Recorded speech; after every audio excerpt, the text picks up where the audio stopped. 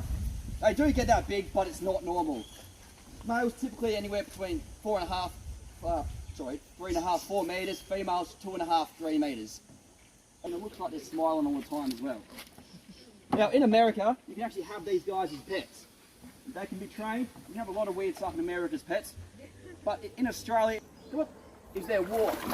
So they walk a lot higher and a lot taller, just like a goanna, where the salties tend to drag themselves pretty low through the mud and the sand as well. We'll try and get them out of the water. They've been pretty difficult to get out of the water lately. I'll give them a shot. What? And what's also cool about these guys as well, they're one of the only reptiles in the world that can actually live in sub-zero temperatures. So what they'll do, they know the cold weather's coming. Any crocodile, if they wanted to, only needs to eat twice a year. So as well. Now just like the salties, the gators, sorry, they're not very territorial and they're not very vicious. In fact, a lot less territorial and a lot less vicious. Back when it's the dry season and it's a bit cooler, when they've got less energy, we actually get in here and walk around. All they do is run away. They're a lot more scared of us than we are of them as well. Just like the salty, who's built for strength, these guys are built for speed and agility. So fast, in fact, they have a snap rate of 3 bites per second.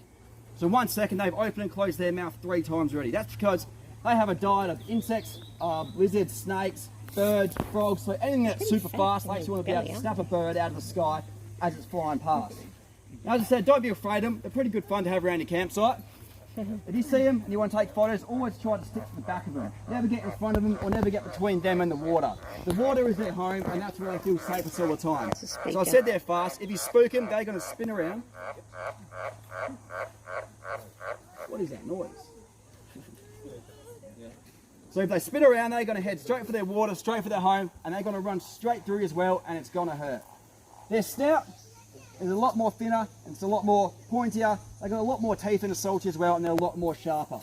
Now this is about a male here, and that's about his maximum size.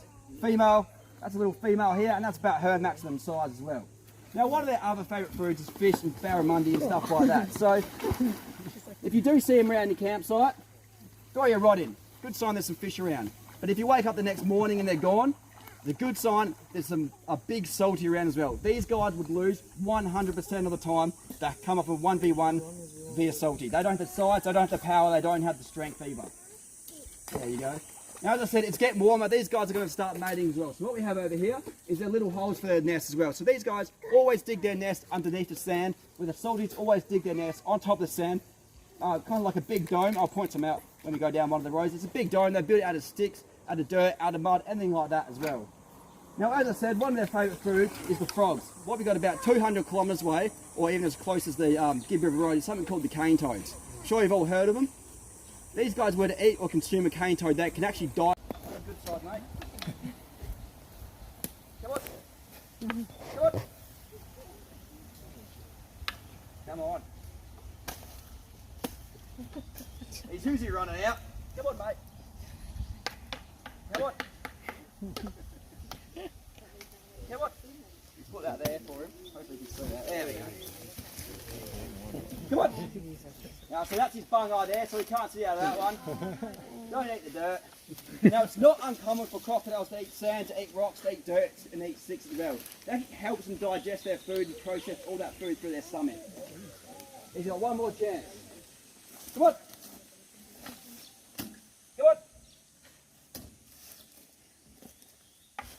Come on.